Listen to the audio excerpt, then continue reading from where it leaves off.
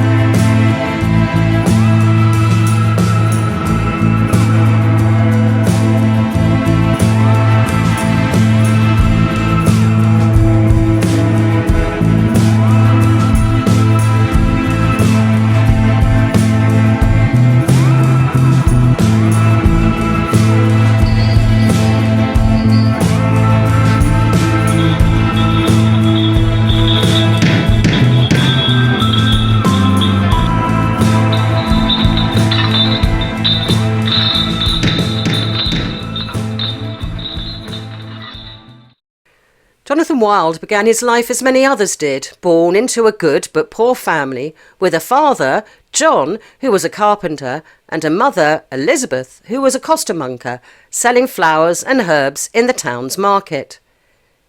Wild was born in Wolverhampton sometime in either 1682 or 1683.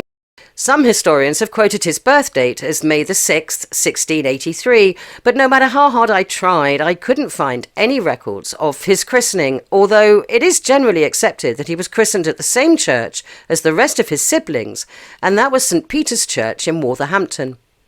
What is generally considered accurate is that he was the eldest son, with two younger sisters and two younger brothers. His sisters grew up and married into honest, hard-working families. One married a buckle maker, and the other married a comb maker. There aren't any records of these two women, but by all accounts they lived their lives as most others did, bringing up their children and doing whatever they could to feed and clothe them. His younger brothers, John and Andrew, who was born in 1689, well, they both caused their own sorts of mayhem and chaos, one way or the other, but those stories will be told in a later episode. Jonathan Wild went to the local free school in John Street in Wolverhampton. At the free school, he would have been taught to read, mainly religious texts, and to write, being then considered two separate subjects, and he would have also been classed in basic arithmetic to enable him to keep the household books as well as potentially run his own business. Boys typically went to school from the age of 9 or 10 and stayed for around 5 years, although this obviously would be governed by the family's economic circumstances, with many leaving early in order to take jobs to support their families. Sometime around 1697, Jonathan Wild also entered into an apprenticeship with a metalworker and buckle maker, and around the same time his father died, leaving his mother to struggle bringing up 5 children alone and with the loss of most of their income. This would have put the family under immense pressure, and I should imagine that Wild's apprenticeship became a beacon of hope, as once he had completed his apprenticeship, he would be able to come home and support his family. Some say that Jonathan moved to Birmingham to learn this trade. Others say that he stayed in Wolverhampton, but I couldn't find any evidence either way. There is, however, consensus of opinion that although Wild had been brought up in a strict, pious and ordered environment, he did like to kick up his heels and have fun, and maybe a little bit too much fun at times, as by the time he had completed his training, he was already being attracted to the wrong sorts of people.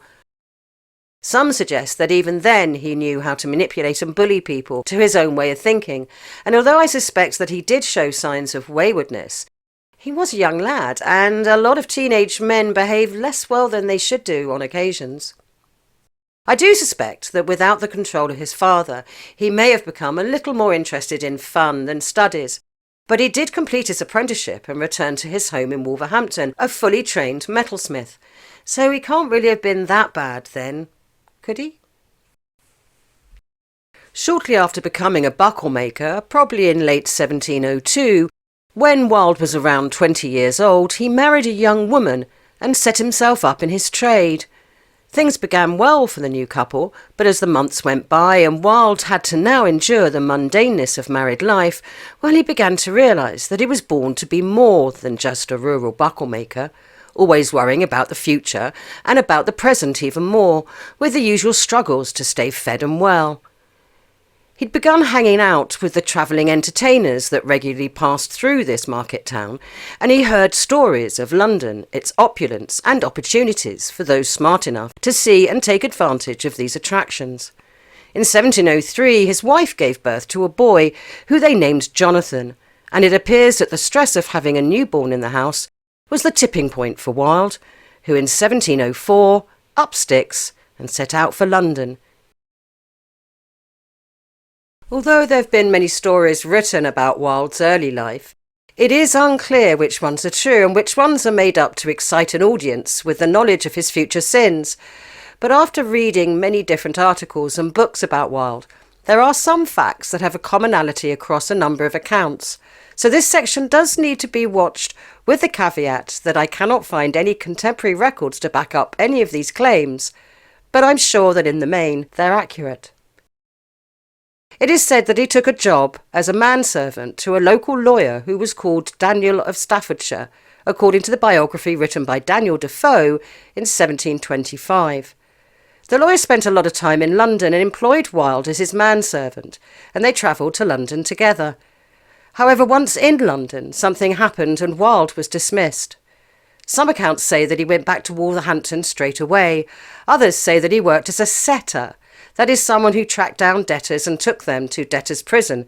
In this case, Marshalsea, one of the worst, located in Southwark, but again, I can't find any evidence to back this up. What seems to be generally agreed upon is that after this failed attempt to make it in London, Wilde returned home and resumed his life for a while. He'd always been a bit of a womanizer, drinker and generally bad husband and father, but after he returned his impatience for change was worse, and it was inevitable that he would not stay in Wolverhampton very long. It is suggested that whilst there he did borrow a horse from a neighbour, sell it without the neighbour's permission, and then when confronted, Wilde negotiated with the owner for a contract that laid out a repayment plan for the cost of the animal. The neighbour agreed to this, as if he took Wilde to court he would never see a penny, but this way he would be eventually fully compensated. Or that's what he thought. Because of course after a couple of payments, probably made on the proceeds of the horse's sale, Wilde stopped paying, and after convincing the neighbour that because he'd broken the contract, that contract no longer applied, and before the neighbour could realise quite what had happened, Wilde left his wife and son forever and headed to London for a second time. Now, I came across this hilarious story whilst researching this part of Wilde's life, and although it's not likely to be true, there is just a very small chance that it is. And as it's such a fun story, I thought that I would include it. As Wilde walked down one of the many dirty roads on his 130-mile journey to London, a beautiful woman riding a strong and healthy horse came up beside him. She slowed her horse to match his pace, and after exchanging greetings, they travelled together, with Wilde walking next to her, where he chatted happily with the woman, allowing her to talk. As they walked, she explained that she was a travelling doctor who earned her living saving the lives of those she came across. It was then that Wilde got the idea to ask her about a condition that he had apparently had since he was very young. That was a loose hip joint, enabling him to dislocate his hip at will. This apparently had saved him from many a hot situation, whether it be hiding from the press gangs or the occasional soldier who had seen him up to no good. He would simply drop to the floor, dislocate his hip, and hey presto, he was a poor, crippled boy. After explaining his ailment to the charming doctor, he dropped to the ground as he'd done so many times before. Astonished at this sudden transformation, the doctor dismounted her horse to investigate further. Well, Wilde thought that he had her now. She was a woman of healing and would never consider making him walk, not with this sort of disability. She would have to allow him to ride her horse, and as she was heading for Warwick, well, he'd be comfortable for miles. And, of course, if he just accidentally spooked the horse into cantering off, then, well, he'd be in London before he knew it, and with a fine horse to boot. However, there was something about the way that she questioned him about his ailment that made him think that there may be more to gain from this acquaintance than just a horse. And there was. So Wilde reinstated his leg, jumped up and explained the trick and how useful it had been to him in the past. Well, his intuitions about this fine lady were right, as she told him about an idea that she'd had, which would ensure him a warm bed, as much food as he could eat, and a few days of much-needed rest. And in return, he'd receive enough money for him to travel to London by coach and still have money left over. Well, Wilde didn't need more explanation than that. He was in. So as they continued down the wet and uneven road to Warwick, they agreed upon their plan, and shortly before nightfall, they came to a town. The doctor, accompanied by Wilde, with his leg askew and needing a branch for support, asked a passer-by what inn was the best, and after receiving a reply, they headed straight for the recommended inn and made themselves known to the landlord. The lady doctor recounted to the innkeeper the exact story, almost word for word, that she'd said to Wilde just a few hours earlier, and when she came to introduce Wilde, she became very animated and emotional, explaining how she had met this poor unfortunate wretch on the road and felt compelled by all that was good and Christian in her soul to help him. She went on to explain that she had therefore decided to appoint the most eminent physician at the very next town that they came across and to get him to heal this poor boy of his terrible affliction. That said, and looking every bit the wealthy lady doctor that she proclaimed to be, she asked for the 2 best rooms in the house and hot food and ale to be sent up as soon as possible. So before Jonathan knew what was happening, he was sitting upright in the best bed, in the best inn, drinking beer and having his pillow plumped by the beautiful and smart lady doctor. Well, this fine lady then asked the landlord to call the best and most eminent doctor from the town to examine her poor patient. She explained that if he could cure this wretched boy, she would not only pay his fees in full, but furnish him with a very generous and suitable reward. Well, naturally, within about half an hour, this eminent man of medicine arrived in the inn and was ushered into Wilde's room, where Wilde lay with one foot forwards and the other, well, pointing elsewhere. The surgeon looked a little alarmed when he pulled back the covers and saw the extent of the problem. He asked Wilde to explain how this injury had occurred, and Wilde stated that as a young boy, maybe 8 or 9 years ago, he'd fallen out of a tree, and his mother, not being able to pay for a physician, well, she left the hip and leg to go untreated. After a number of tremendous sighs, the surgeon turned to the lady doctor, and with a sympathetic but authoritative voice, proclaimed that sadly Wilde was beyond help. His injury having happened many years ago, and the damage, well, he considered now to be permanent. Well, the doctor, being an emotional and passionate woman, burst into tears and ran out of the room, only to return a few minutes later, much more composed. She politely offered to pay for the surgeon's time, but seeing such a beautiful and compassionate woman in such distress, he naturally declined all payment. Then, after a short silence, the lady doctor spoke to him of a recipe for a poultice that she'd heard about, an ancient medicine that she thought might be able to heal this poor unfortunate wretch. The surgeon said he hadn't heard of it and didn't think that the remedy suggested would work. The doctor immediately disputed this, and for a few moments they argued over the medicine's chance of success. And of course, As was the custom in those times, and as a way to move on from the argument, they agreed on a wager of a staggering 50 guineas. Well, the trap was now set, and Wilde spent the next few days having poultices applied by one of 3 townswomen who had offered to attend him.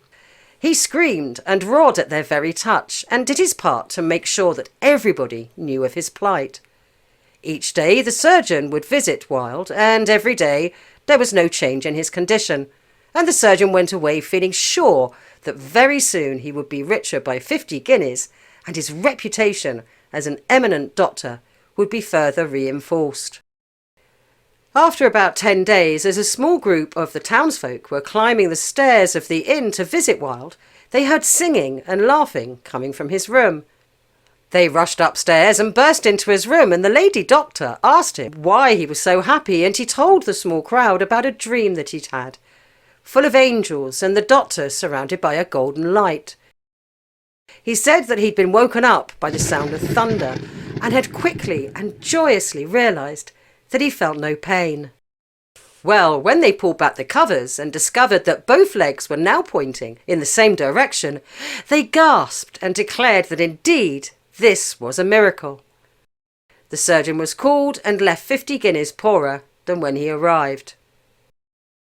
After 2 or 3 days, Wilde began to leave the inn and walk around the town with a limp, which over a few more days disappeared entirely. He and the doctor told everyone they met about his cure, and that the doctor would be giving all the sick of the town this miracle cure for free, with only the cost of the ingredients being charged, a mere 6p. Well, news spread quickly, and before long people from the surrounding villages were travelling to this town to buy this cure, and the money kept rolling in. Knowing, however, that this type of con shouldn't go on for too long, after a few days, early one morning, Wilde and the lady doctor left the town with around £100 of pure profit in their pockets, and 3 days later they were in London. I found that story really quite funny to tell, and I think it's more an indication of the sorts of crimes that were going on at the time, rather than a record of an actual event in Wilde's life. But as you will hear in a moment, there's just a chance that it's true. Little is known about Wilde's time when he first arrived in London for the second time, but if you believe the story of the lady doctor, there were some suggestions that they stayed together for a time, taking rooms in London and enjoying the rewards of their little trick together.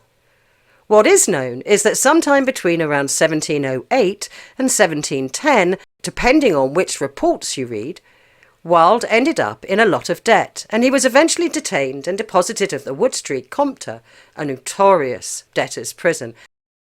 Wilde stated that he endured 4 years at Wood Street.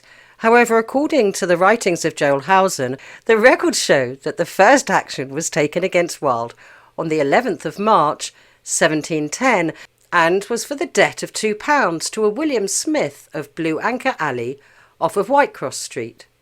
Although Wilde himself told the story that he'd been a good and virtuous man before he entered the Wood Street Compter, this, sadly, doesn't appear to be the case, as William Smith was a known thief and would appear at the Old Bailey on a number of occasions, and I'll talk more about this man in a later video.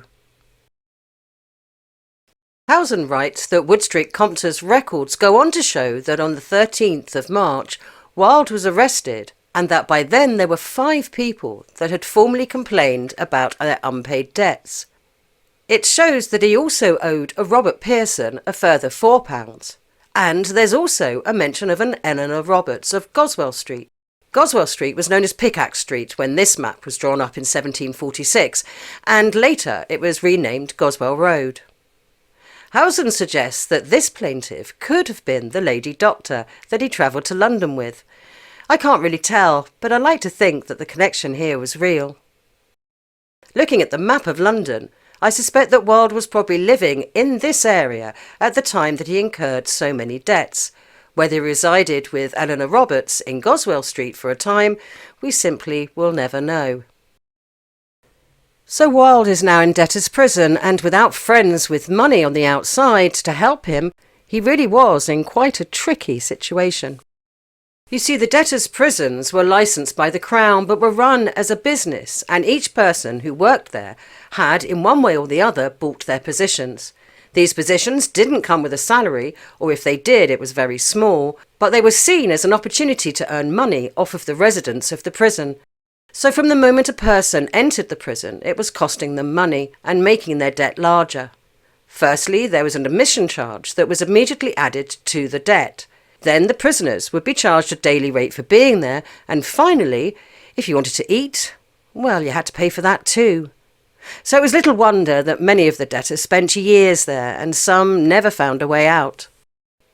Debtors had a number of different spaces to stay in. This ranged from the hole, for those who came to Wood Street penniless and friendless, to private rooms with lush furnishing and even maybe a servant or two. The hole was in an area deep in the prison with no lighting, barely any air, riddled with rats and cockroaches, and with a constant damp seeping from every wall. People who lived in the hole for any length of time tended not to last very long, and this was where Wilde found himself on his first night in this new but very unwelcomed home, and he had absolutely no way of buying his way out. After a few days, when I should imagine he begged, borrowed and stole food to stay alive, he'd worked out how things were run and started to make himself known to the turnkeys, and that he could be useful to them, whether it be running errands or even cleaning out the cesspits. He was their man. Wood Street Compter had people from all walks of life, from the poorest to some of the wealthiest. Most of the wealthier residents didn't stay long, just enough time to arrange for friends and family to pay off their debts, and they would resume their life as normal. Those without wealthy relatives and friends, though, could spend the rest of their lives there, accruing further debts to the prison for absolutely everything they consumed. With everything costing money, there was a lot of things that you could buy, from a bed off the floor to as much jail gin as you could drink. You could also arrange for street ladies to visit, and some even moved their families into the jail with them. Wilde spent those difficult early days watching, listening and learning. He began to understand how things worked in this prison and knew that the only way for him to have any chance of surviving was to find a way to earn enough money to buy his way into a better cell. There were a number of jobs that no one wanted to do in this prison, jobs such as carrying out the dead or cleaning out the cesspits. But Wilde was willing to do anything in order to survive, and he began offering his services to the jailers for these very jobs. Very quickly, Wilde gained the confidence of the jailers and began running errands for them, earning money, which he used to feed himself, and sometimes he could even afford the luxury of a glass or two of prison gin. Debtors' prison had a number of different levels and large cells, and one section was used as a general prison, housing those accused of crimes and awaiting trial. These prisoners were usually the rough and tough kind of mainly men, and the other residents of the prison were a little afraid of them. Wilde, probably being used to their company already, wasn't afraid of them at all and would spend a lot of time running errands for the prison staff to and from these men.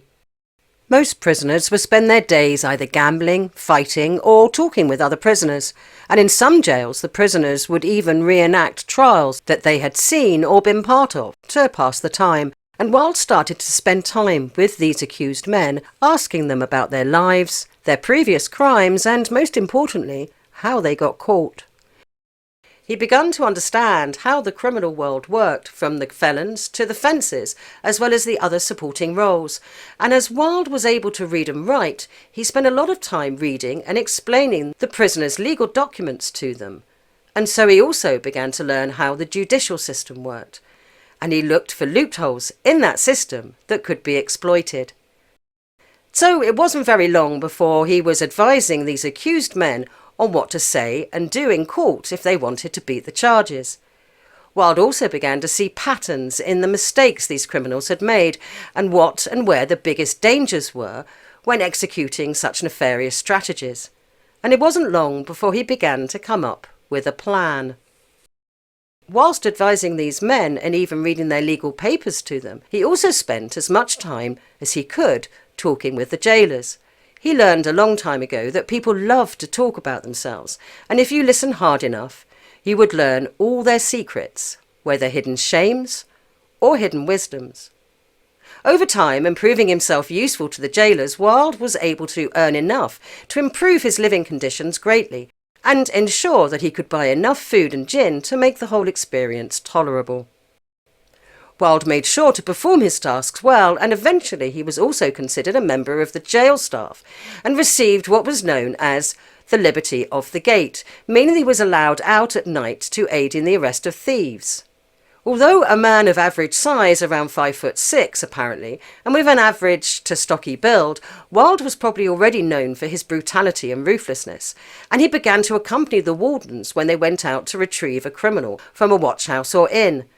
Those that had been caught overnight and needed to be kept secure until the courts opened next. Wilde must have also had quite a magnetic character, as there were mentions of his charm in a number of accounts. So as we will come to expect from this man, he really was quite a chameleon. In 1712, Wilde was earning enough money to not only meet his own needs, but appeared to have enough coming in to lend a number of prisoners money. Not enough to have paid off his own debt, but maybe enough for another prisoner to be released, or at the very least fed. Although these acts appear to be of a charitable nature, when it comes to Wilde, well, I highly doubt it, as pretty much everything he did had his own self-interest foremost in his mind. However, it is clear that he made a lot of very useful contacts whilst he was being held at the Wood Street Compter. Whilst in Wood Street, it's believed that he met a young lady called Mary Milliner, although some believe it was really Mary Molyneux. I did a bit of digging, and although there is no way to know whether or not this is the Mary that met Wilde and fell in love, I found this marriage record, dated the 12th of June 1710, between a Mary Molyneux and a Peter Wilkinson. They were married at St Mary's Magdalen on the corner of Old Fish Street, near St Paul's, and the area is roughly right, as well as the timing. And it is believed that before Mary met Wilde, she had married a waterman, and maybe, just maybe, Peter Wilkinson is that waterman. Now, Mary was a street worker, and she was well known for her highly skilled buttock and file. That is, while she was with a client, during the client's most pleasurable moments, she'd dip her hand into their pocket and steal their purse.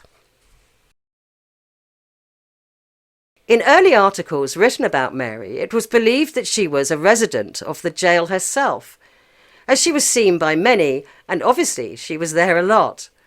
But later it was thought that instead of actually being a resident of Wood Street, she was simply a regular visitor, plying her trade and making an honest wage.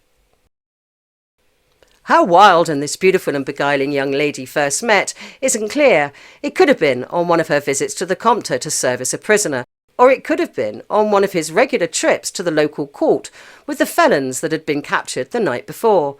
She was known to work there, so that may be where they met, but whatever way they did, they appeared to have seen a great deal in each other, and began a relationship.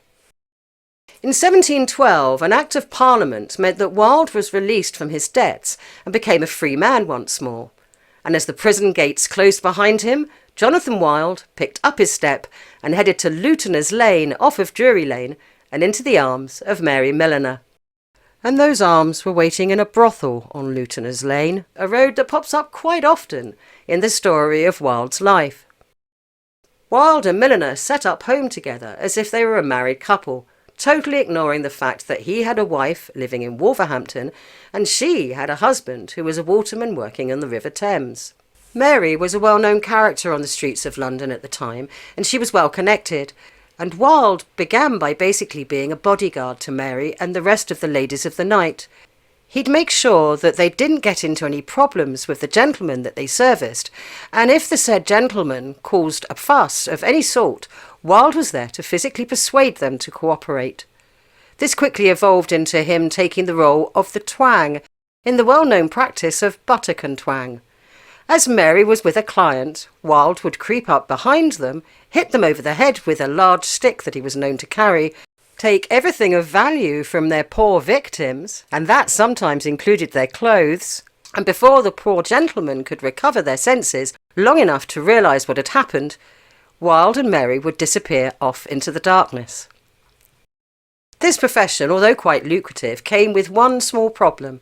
It was very risky. Obviously, the method of stealing the money, as well as the jewellery and even clothes that they were able to acquire, was not without its obvious risks. But finding a fence that would buy these goods from them was getting harder and harder, and the prices these fences would pay was getting smaller by the day. Wilde quickly realised that the risk was far too big for the sorts of rewards that he was receiving. After all, if he got caught, he could be branded, whipped, or even hung, and those were things that Wilde was determined to avoid. Living in a brothel was also a risk that Wilde didn't feel comfortable with, so as soon as they'd earned enough money, they moved to a small gin house on Cock Alley. Whether the greater or lesser Cock Alley is something that isn't known. Wilde would still protect Mary when she was working, and he still, when necessary, became the twang to her buttock. Why only one buttock, I'll never know. But he also began to spend more time returning to what he did best whilst at Wood Street, hearing criminal stories, reading their legal documents, and advising the gangs on how to handle certain difficult matters. Of course, whilst in the debtor's prison, all the information passed to him by these villains proved relatively harmless. However, now that Wilde was on the outside, what he knew about these people later would prove highly useful. But at that time, he just used his time to gain their trust and was always available for a consultation if you had a penny or two. Despite seeming to thrive in the Wood Street Compter, I think that Wilde was determined never to end up there or in any other prison ever again.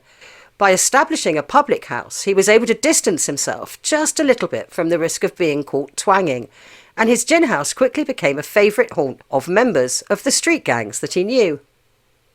I think that even then Wilde wasn't comfortable with the level of legal risk he was taking. Just having these criminals in his house created the inevitable issues. So he looked for other ways to earn a living, something that would enable him to become wealthy quickly, but held little or no risk of being arrested. He began by using the basic skills that he'd used at Wood Street. He made himself known to those with money and influence and set himself up as an advisor to the criminally inclined. He listened to their stories, learned all about their tricks and strategies, and he also began to understand the difficulties and challenges that they faced. He read their legal documents and would explain these documents to those who were willing to pay a small fee for the service. Of course, although this service provided him with a wealth of contacts and respect from those he helped, he was also learning everything he could from them and adding to the knowledge that he gained at Wood Street Compter. He quickly became trusted by these gangs, and it wasn't long before a plan began to form in his mind. One where he would profit from every crime these gangs undertook, but without technically committing any crimes himself. A plan that, when fully implemented, would create the first known criminal enterprise, the mafia of the 1700s, you could say, and Jonathan Wilde would be the kingpin. However, if you want to know what that plan was and how he turned what was really quite a simple idea into a prosperous business within a few short years, well, you'll have to wait for the next episode. Thank you for watching. Please hit the like button if you enjoyed this episode of Tales from Newgate, and please subscribe if you want to listen to the rest of this man's life, crimes, and wives, because apparently he ended up having 6 of them.